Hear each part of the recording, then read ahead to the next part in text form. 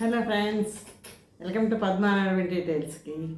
వాళ్ళ మంచి టాపిక్ అండి, పిల్లలు పెద్దవాళ్ళ గురించి అన్నమాట. ఏంటంటే పిల్లలు పెద్దయ్యాక తల్లిదండ్రుల పాత్ర ఎలా ఉంటుంది దాని గురించి తెలుసుకుందాం. అంటే తెలిసింది మన జీవితంలో అనుభవం ఉన్నవే, కానీ ఇలా తెలుసుకోవడం ఇంకా బాగుంటుంది కదా. అంటే ఇంకా తెలియని విషయాలు మనకు కొన్ని పాయింట్స్ తెలియవాలంటే కూడా తెలుసుకుందాం. ఏమిటది? పిల్లలు పెద్ద అయిన తర్వాత తల్లిదండ్రుల పాత్ర ఎలా ఉంటుంది దాని గురించి చిన్న వీడియోలోకి. నమస్తే అండి అందరికీ. ఇవాళ ఏంటంటే చెప్పాను కదా, పిల్లలు పెద్ద అయ్యాక తల్లిదండ్రుల పాత్ర ఉంటుంది. చిన్నప్పటి నుంచి పిల్లలు పుట్టిన నుంచి బంగారం నువ్వు తిన్నావు నాన్నావు, పడుకున్నావా, బాగా చదువుకున్నావా, ఇవే తాపత్రయం పడుతూ ఉంటాం. అందులో తండ్రులు తండ్రి ఎక్కువ చేస్తాడు, తల్లి ఇంకా అదే ఇంకా ప్రాణాలన్నీ ఇంకా అందరినీ వదిలిస్తాడు. అటు కట్టుకున్న భర్తని వదిలిస్తుంది, తల్లిదండ్రులను వదిలిస్తుంది, అత్తమామలు అసలే పట్టించుకోదు. తన పిల్లలు అని వచ్చేసరికల్లా వాళ్ళ మీదే పంచప్రాణాలు పెట్టుకొని ఇలాగే అమ్మ బంగారమనో చిన్నానో కన్నానో వాళ్ళతో వాడి పేరు పెట్టో, తిన్నావా నాన్న, ఎలా ఉన్నావు, ఏంటి, వాడు పెళ్ళి అయిపోయి వెళ్ళిపోయినా కూడా ఇంకా ప్రాణం పెట్టి అలా మాట్లాడుతూనే ఉంటుంది తల్లి. తండ్రి కూడా అనుకోండి, తల్లి పాత్ర ఎక్కువ కనిపిస్తుంది, తండ్రి పాత్ర కనిపించదు.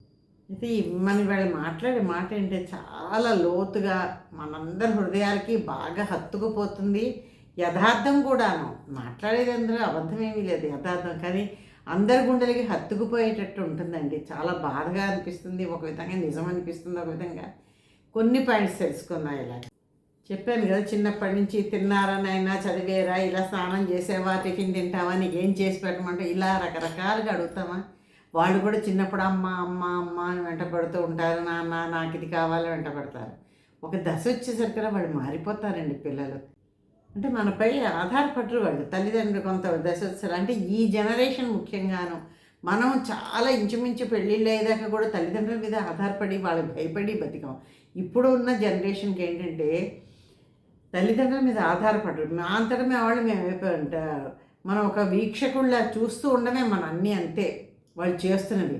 మన లెక్క చేయరు, మనతో మాట్లాడరు, మనకు కష్టం సుఖం చెప్పరు, ఏమీ చెప్పరు, మనతో ఏది పాలు పంచుకోరు. వాళ్ళకి వాళ్ళే అన్నీ చేసుకుంటారు, లేదా ఫ్రెండ్స్తో చేసుకుంటారు, లేదా ఇంకెవరితో చెప్పుకుంటారు. తల్లిదండ్రులకి ఎవరు చెప్పరు. ఏమర్రా అంటే మీరు బాధ పెట్టకూడదు, మిమ్మల్ని బాధ పెట్టకూడదు అనుకుంటారు, అందుకే మీకు చెప్పట్లేదు ఏ విషయాలను అంటారు. అది ఎంతవరకు సమంజసమో మీరు ఎవరైనా ఆలోచించండి, కామెంట్లో పెట్టండి, ఇది సమంజసం అవునా కాదా అని. కానీ ఇది అంగీకరించడం చాలామందికి బాధగా అనిపిస్తుంది, కష్టంగా అనిపిస్తుంది అనుభవించినప్పుడు. కానీ ఇది ఒక జీవితంలో ఒక దశ, తప్పదు, అనుభవించక తప్పదు. ప్రేమలో మాధుర్యం, ఆ పిల్లల మీద ప్రేమ సర్దుకుపోయేటట్టు మనకి చేస్తుంది అన్నమాట. సెకండ్ పాయింట్, పిల్లల జీవితం నిర్మించాం, జీవితం అంతా మంది కాదు. ఒక్క నిమిషం ఆలోచించండి దాని గురించి. జీవితం వాళ్ళ జీవితాన్ని నిర్మించాం అంతవరకే, కానీ వాళ్ళ జీవితం అంతా మంది కాదు కదా. మన బాధ్యత ఏంటి? మంచి పాఠాలు చెప్పడం, వాళ్ళ బుర్రల్లోని వాళ్ళ మనసుల్లోని మంచి విలువలు నాటుదామని ప్రయత్నం చేస్తాం. విద్య ఇస్తాం, ఆత్మవిశ్వాసం ఇస్తాం. ఇప్పుడు వాళ్ళు ఒంటరిగా నడవాలి అని మనం కూడా అనుకుంటాం, కానీ భరించలేం అనమాట. అనుకుంటాం మనసులో, ఇంకా వాళ్ళందరూ వాళ్ళు అయ్యారు, వాళ్ళ బతుకులు వాళ్ళు బతకని అంటాం నోటితోటి. కానీ ఒకవేళ వాళ్ళు అలా వెళ్ళిపోతే మనం భరించలేం కదా. ఇన్ కేస్ వాళ్ళు వెళ్ళిపోయినా కూడా మనం మా బాధ్యత మంది కాదు అని గర్వంగా ఫీల్ అవ్వాలి. అబ్బా మన పిల్లలు ఎంతటి వాళ్ళంతటి వాళ్ళు అయిపోయారు, మన కన్న పిల్లలు మన ఎదురుకుండానే ఎంతటి వాళ్ళు అయ్యారు అని మనం ఫీల్ అయిపోయి అక్కడితో తృప్తి పడాలి.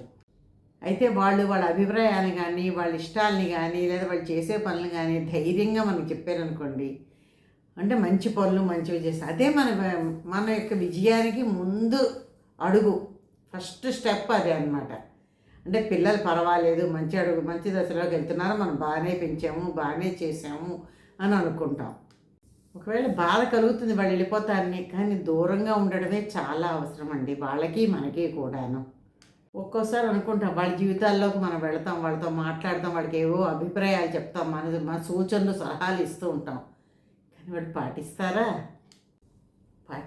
పాటించరు తర్వాత సంగతి. కానీ ఎప్పుడు ప్రతిసారి వాళ్ళకి మన మాట అవసరం, మన మాట సహాయం వాళ్ళకి అవసరం లేదు.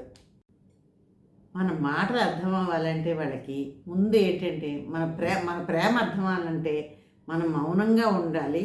అప్పుడు వాళ్ళకి మన ప్రేమ ఉంటే అర్థమవుతుంది. ఎందుకంటే అన్నింటిలో మనం కల్పించుకు మాట్లాడితే వాళ్ళు చికాకు పడతారు, కసురుతారు, ఎన్నో రకాలుగా ఆ అవమానాలు భరించడం అండి ఏ తల్లిదండ్రులకైనా చాలా కష్టం. ఇంత పెంచామే, ఇంత చేసామే, పిల్లలు మన మీద తిరగబడుతున్నారే, మనకి అవమానాలు జరుగుతున్నాయండి అసలు. ఎంత అండి, ఇంత వయసు వచ్చిన తర్వాత అది అందరితోటో పడి ఉన్నాం. పుట్టిన దగ్గర నుంచి ఎన్నో అవమానాలు. ఆడదానికైతే మగవాళ్ళకి పడ్డవాళ్ళు పడతారు, ఆడవాళ్ళకి చెప్తున్నాను. అత్తవారింటికి వచ్చాక ఎన్ని రకాల అవమానాలు జరగాలో, లేదా ఫ్రెండ్స్ దగ్గర, పుట్టింట్లోనూ, కజిన్స్తోటో అన్ని రకాలు అందరూ, ఆడ మగాని అందరూ పడ్డాం. కానీ ఇప్పుడు పిల్లల్ని నువ్వే నా ప్రాణం అని పెంచుకున్న తర్వాత వాళ్ళ దగ్గర కూడా అవమానాలు పొందాలంటే ఇంకా బతికుండగా చచ్చిపోయినట్టే అర్థం మనకి. అందుకని అలాంటప్పుడు అంటే అక్కడ అలా అవమానం జరుగుతుందని తెలిసినప్పుడు మనం ఏం చెయ్యాలి? మౌనంగా ఉండిపోవాలి. ఎందుకంటే ఇప్పుడు మనం మాట్లాడడం అనవసరం, వాళ్ళకి ఇష్టం లేదు వాళ్ళు వినటం. అలాంటి వాళ్ళు నష్టపోతారు తెలుసును మనకి, కానీ మనం మాట్లాడకూడదు. ఎందుకంటే నష్టపోతారు.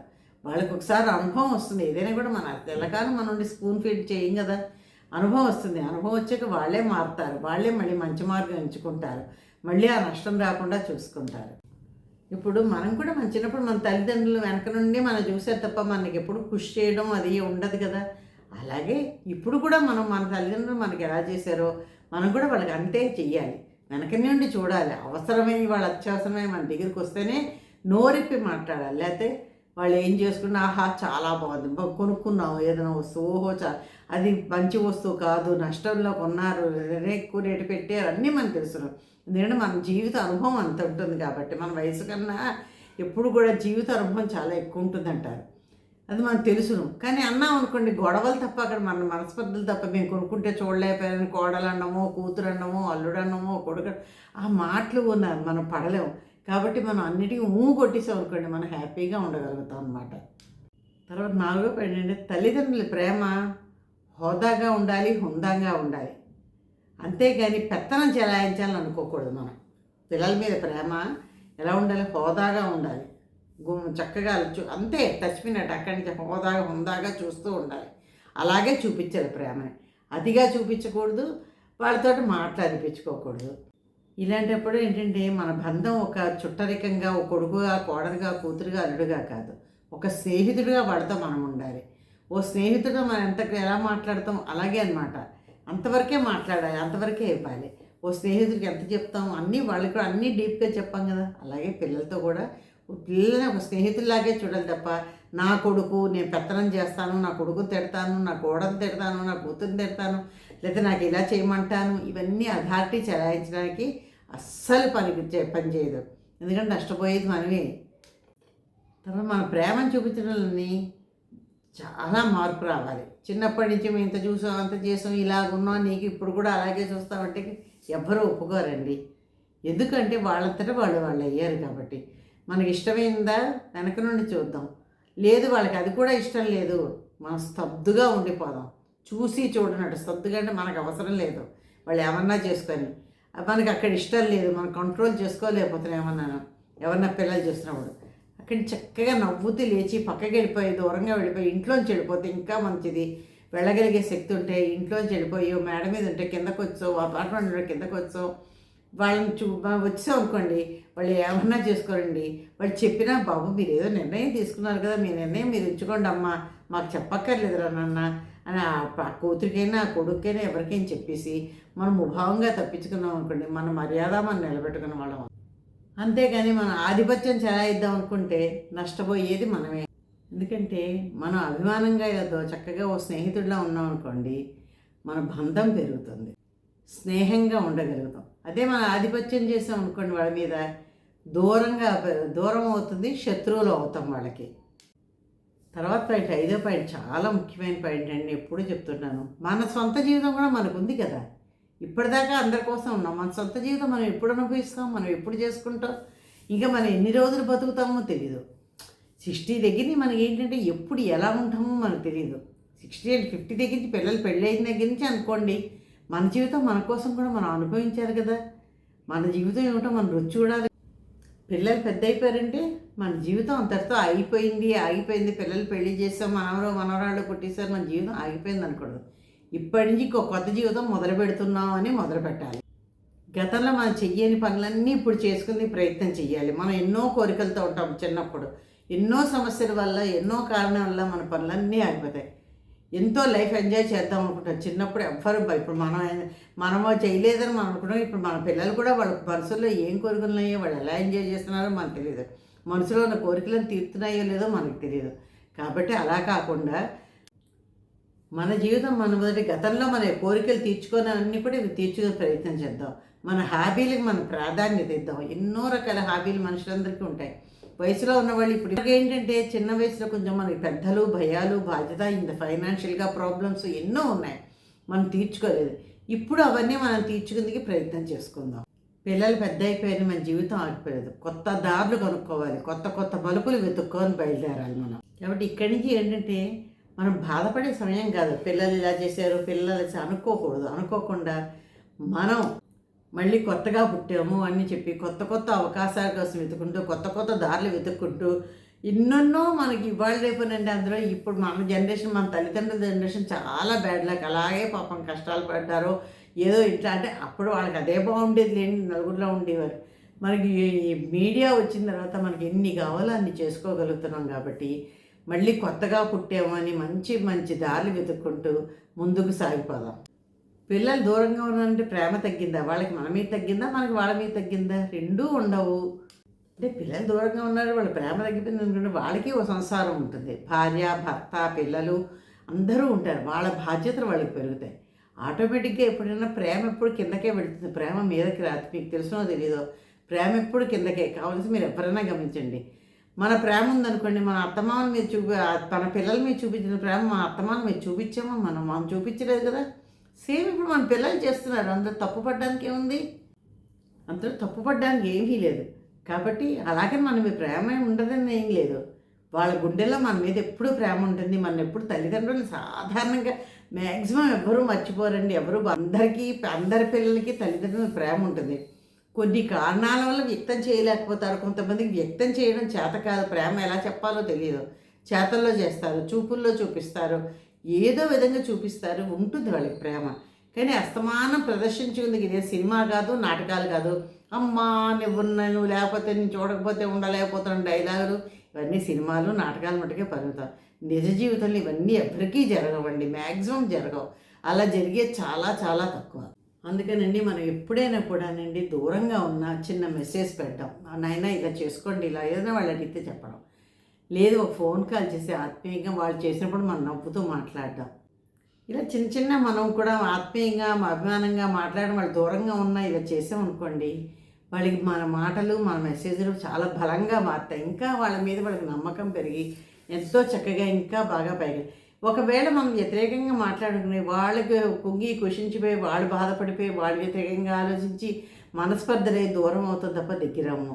దానివల్ల మనకే మళ్ళీ ఎక్కువ బాధ వస్తుంది. కాబట్టి ప్రతి తల్లిదండ్రులు కూడా ఇలా ఆలోచించడం మొదలెడదాం. ఇది లాస్ట్ పాయింట్ ఏంటంటే, వాళ్ళు మనతో గడిపే సమయం తగ్గచ్చు, కానీ వాళ్ళకి మన మీద ప్రేమ ఎప్పటికీ తగ్గదండి. వాళ్ళ మీద మనకి ప్రేమ తగ్గుతుందా? అలాగే మన మీద కూడా వాళ్ళ ప్రేమ తగ్గదు. కానీ వాళ్ళ సమయం చాలదు వాళ్ళకి మనతో గడపడానికి. ఈ జనరేషన్లో వాళ్ళకి ఉద్యోగాలు, వాళ్ళ ఒత్తిళ్ళు, వాళ్ళ ప్రెషరు ఎలా ఉంటున్నాయి. వాళ్ళ ఉద్యోగాలు మనం చూస్తున్నాం. మన పిల్లల్ని అనవసరంగా ఓ మాటని వాళ్ళని చెడ్డ చేయడం, మనం చెడ్డ అవ్వడం కూడా అనవసరం. అక్కడ మన పాత్ర కూడా మారుతుంది కదా, దాన్ని అంగీకరించాలి. మన పాత్ర అంటే తల్లి నుంచి నువ్వు అత్తగారి పాత్రకు వచ్చావు, ఇప్పుడు వాడికి భార్య వచ్చింది, లేకపోతే కూతురు అనుకోండి, అల్లుడు వచ్చాడు, కూతురు పాత్ర ఏమవుతుంది? అటు ఎక్కువ మోసి చూపిస్తుంది. కానీ అమ్మ పెంచింది, అమ్మ నా కోసమే బతికింది, లేదా నాన్న అని ఏ కొడుకు కూతురు అనుకున్నారు అనుకోండి, ఇంక అవతల వాళ్ళకి న్యాయం చేకూర్చలేరు కదా. అవతల వాళ్ళకి కూడా న్యాయం చేకూర్చాలి. అత్తమామలకైనా, భర్తకైనా, ఎవరికైనా ఆడపిల్ల వెళ్ళిందంటే అందరికీ న్యాయం చేకూర్చాలి. కాబట్టి అంత మాత్రాన వాళ్ళకి మన మీద ప్రేమ లేదు అనుకోకూడదు. దూరం అవుతున్న కొద్దీ ప్రేమ దగ్గర అవుతుంది. మనసులో బంధాలు బలపడుతూ ఉంటాయి అన్నమాట.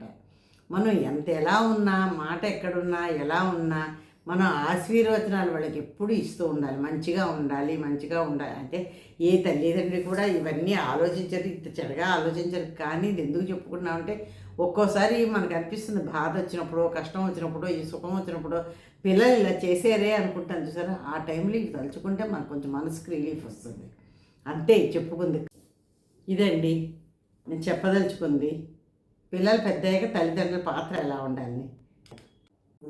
వాళ్ళ జీవితంలో వెలుగులు వస్తూ ఉంటాయి, ఎన్నో రకాలు జయాలు సాధిస్తూ ఉంటారు. అప్పుడు మనం గర్వపడాలి, సంతోషించాలి. మనసులోనే ఆశీర్వదించుతూ ఉండాలి. అబ్బా పిల్లలు ఇంత మనల్ని కష్టపడి పెంచినందుకు మంచి వృద్ధిలోకి వచ్చారు, బాగున్నారని. ఇదండి వాళ్ళు చెప్పదలుచుకుంది. తల్లిదండ్రుల పాత్ర ఎలా ఉంటుందో విన్నారు కదా. మీరు కామెంట్లో పెట్టండి, లైక్ చేసి సబ్స్క్రైబ్ చేయండి. Thank you. ఇవాళ మంచి ఆలోచన ఏంటంటే ప్రతి ఒక్కరితో పోరాడితే ఒంటికి బురద, మనసుకి బాధ, ఈ రెండే మిగులుతాయి. అలా కాకుండా అందరితో సర్దుకుంటూ పోతే మనసుకి ఆనందం ఎంతో కలుగుతూ ఉంటాయి. నిజమే కదా. మొత్తం వీడియో అంతా స్కిప్ చేయకుండా చూసి ఎలా ఉందో కామెంట్లో పెట్టి లైక్ చేసి సబ్స్క్రైబ్ చేయండి. Thank you. బాయ్.